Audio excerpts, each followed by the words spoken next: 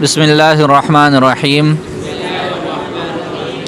تو کل اور پرسوں کے سبق میں آپ لوگوں نے ایک ہی طرح کی چیزیں پڑھی ہیں کہ کلمات عرب میں اسم اور فعل کی تین حالتیں ہیں، حالت رفع، حالت نصب اور حالت جر۔ اس کے حوالے سے پھر آپ لوگوں نے پڑھ لیا کہ یہ جو تین حالتیں ہیں ان کے آنے کے لیے عامل چاہیے۔ عامل کی تعریف پڑھ لی، جس کے تقاضے سے کسی اسم یا فعل پر یہ تین حالتیں آتی ہیں۔ پھر اس کے بعد معمول کی تعریف پڑھ لی کہ معمول وہ اسم یا فعل کو کہتے ہیں جس پر عامل کے تقاضے سے یہ تین حالتیں آئیں۔ پھر اس کے بعد اعراب کا پڑھ لیا تھا کہ جو اسم اور فعل کے ان تین حالتوں کو ظاہر کرے، واضح کرے، اس کے لیے نشانی بنے، وہ اعراب ہے۔ اور پھر فعل اور اسم میں جو کلمہ، جو لفظ، جو حرف ان تین طرح کی حالت کے لیے جو نشانی ہے اس کے لیے محل بنے، اس کو ظاہر کرنے کی جگہ بنے، اس کو محل اعراب کہتے ہیں۔ یہ پھر آپ لوگوں نے مزید اس کی وضاحت پڑھ لی تھی درمیان میں کہ عام اعراب کی پہلے تقسیم پڑھ لی تھی کہ اعراب بالحرف ہوتا ہے اور اعراب بالحرکت ہوتا ہے، اور پھر اس کے بعد عامل کی تقسیم پڑھ لی تھی کہ عامل یہ کتنی طرح کا ہوتا ہے؟ چار طرح کا ہوتا ہے، عامل رافع، عامل ناصب، عامل جازم اور عامل جار۔ بس عامل کا معنی عمل کرنے والا، آگے رافع رفع سے ہے، رفع دینے والا، ناصب نصب دینے والا، جار جر دینے والا اور جازم جزم دینے والا۔ سب کے ساتھ عامل لگا دو تو مطلب ایسا عامل جو رفع دینے والا، اس کے لفظ سے ہی اس کی وضاحت وہ مل رہی ہے کہ ایسا عامل جو رفع دینے والا ہے، ایسا عامل جو نصب دینے والا، ایسا عامل جو جر دینے والا ہے اور ایسا عامل جو کہ نصب دینے والا ہے۔ تو کل آپ لوگوں نے عامل کی تقسیم پڑھ لی۔ اب آگے معمول کی تقسیم، آگے کیا ہے؟ معمول کی تقسیم۔ معمول بھی اسی طرح کتنی قسم کا ہو جائے گا؟ چار طرح کا ہو جائے گا۔ تو معمول کی چار قسمیں ہیں، معمول کی چار قسمیں ہیں: معمول مرفوع، معمول منصوب، معمول مجرور اور معمول مجزوم۔ جیسے عامل ہے، ظاہر ہے اگر آپ وہ رفع دینے والا ہے تو کوئی چیز مرفوع ہوگی، کوئی رفع نصب دینے والا ہے تو کوئی چیز منصوب ہوگی، اور کوئی جر دینے والا ہے تو کوئی چیز مجرور ہوگی، اور کوئی جزم دینے والا جب ہے تو کوئی چیز مجزوم بھی ہوگی۔ اس وجہ سے معمول کی کتنی قسمیں ہیں؟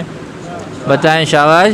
معمول کی چار قسمیں ہیں: معمول مرفوع، معمول منصوب، معمول مجرور اور معمول مجزوم۔ ہر ایک کی تعریف تو اب آپ کو سمجھ آ گئی ہے تو اس کی تعریف بھی پڑھ لیتے ہیں۔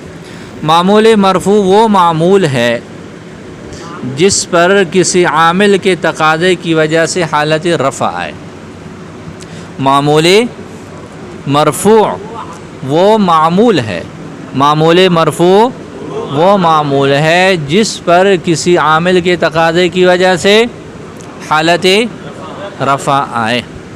کسی عامل نے تقاضا کیا، تقاضا کرنے کی وجہ سے کسی اسم پر یا فعل پر اس تقاضے کی وجہ سے رفع کی حالت آئی تو اس معمول کو، اس فعل اور اسم کو ہم کیا کہیں گے؟ معمول مرفوع۔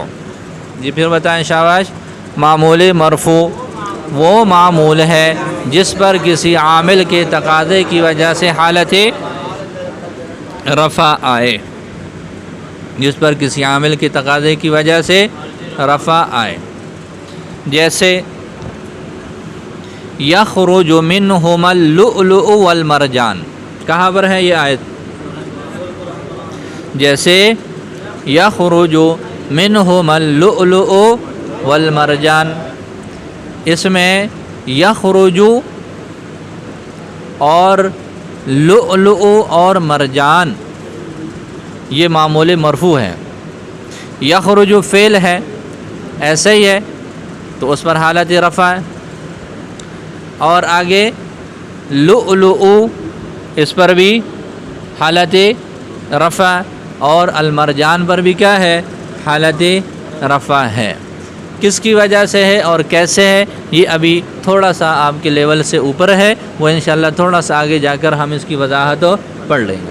بس آپ نے مثال کیا بنانی ہے؟ معمول مرفوع وہ معمول ہے جس پر کسی عامل کے تقاضے کی وجہ سے حالت رفع آئے، جیسے یخرج منہما اللؤلؤ والمرجان میں یخرج لؤلؤ اور المرجان، یہ کیا ہے؟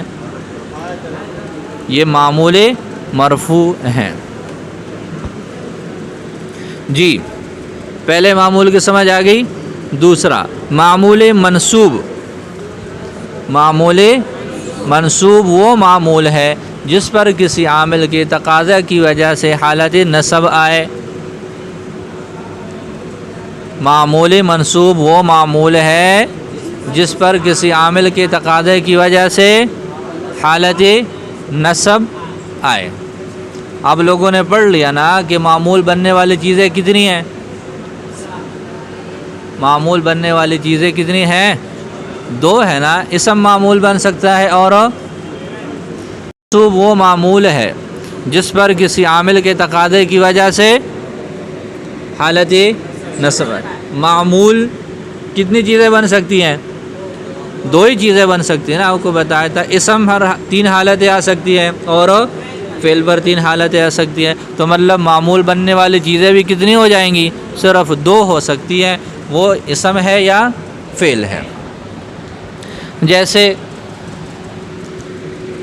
ان اللہ علیم میں لفظ اللہ معمول منصوب ہے۔ جیسے ان اللہ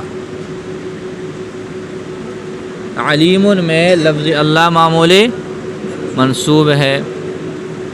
اسی طرح اگر یہ مثال نہیں دیتے، سمجھنے کے لیے یہ ویسے ہی لے لو، یاد کرنے کے لیے یوں کہہ دے انزلنا الکتاب، قرآن پاک میں ہے نا کسی جگہ انزلنا التوراۃ، انزلنا التوراۃ، انزلنا الکتاب میں الکتاب معمول منصوب ہے۔ اور اسی طرح فَإِن لَّمْ تَفْعَلُوا وَلَن تَفْعَلُوا، اسی طرح لن تغنی عنکم، لن تغنی عنکم یہ ہے نا قرآن پاک میں، تو یہ مثالیں ہو جائیں گی۔ تو مثال اس انداز سے لکھ لیں آپ اور یاد کر لیں کہ معمول منصوب وہ معمول ہے جس پر کسی عامل کے تقاضے کی وجہ سے حالت نصب آئے، جیسے انزلنا الکتاب اور لن تفعلوا میں الکتاب اور تفعلوا، تفعلوا یہ مضارع ہے نا، تفعلوا تفعلانی تفعلون، تو تفعلوا یہ جب اس کے اوپر لن ناصب آ گیا تو آخر سے لفظ گر گئے تو یہ حالت نصبی ہو جائے گی۔ تو جیسے انزلنا الکتاب اور لن تفعلوا میں الکتاب اور تفعلوا معمول منصوب ہیں۔ جی پتہ چلا۔ تیسری قسم معمولی مجرور۔ معمولی مجرور کی تعریف بھی آسان ہے۔ معمول مجرور وہ معمول ہے جس پر کسی عامل کے تقاضا کی وجہ سے حالت جر آئے۔ معمول مجرور وہ معمول ہے جس پر کسی عامل کے تقاضے کی وجہ سے حرف حالت جر آئے، جیسے کل یوم ہوا فی شأن،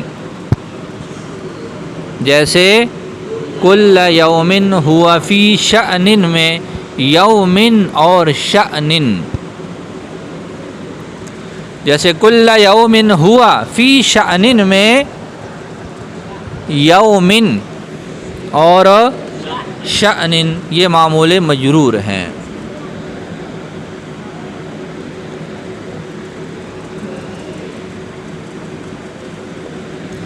جی تو معمولی مرفوع، معمولی منصوب، معمول مجرور 3 شکلیں ہو گئیں۔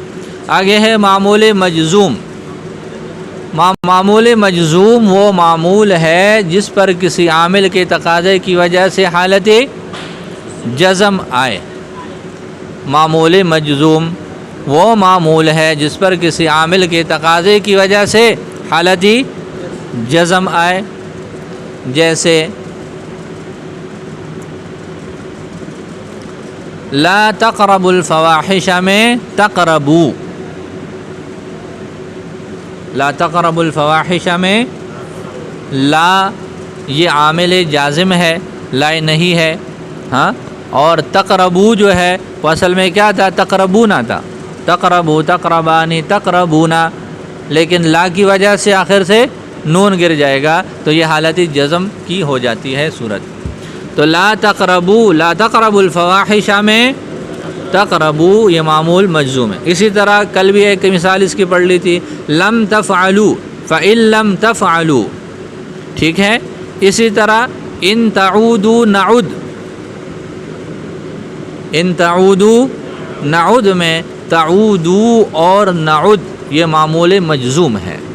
تعودو اس پر بھی حالت جزم ہے اور نعد اس پر بھی کیا ہے؟ حالت جزم ہے. یہ مضارع ہے، مضارع کی جزم کی حالت ہے. ہاں جی بتائیں شاباش. تو معمول کی کتنی قسمیں ہیں؟ 4. معمولی مرفوع، معمولی منصوب، معمول مجرور اور معمول مجزوم. ہر ایک کی آپ لوگوں نے مثالیں بھی پڑھ لی.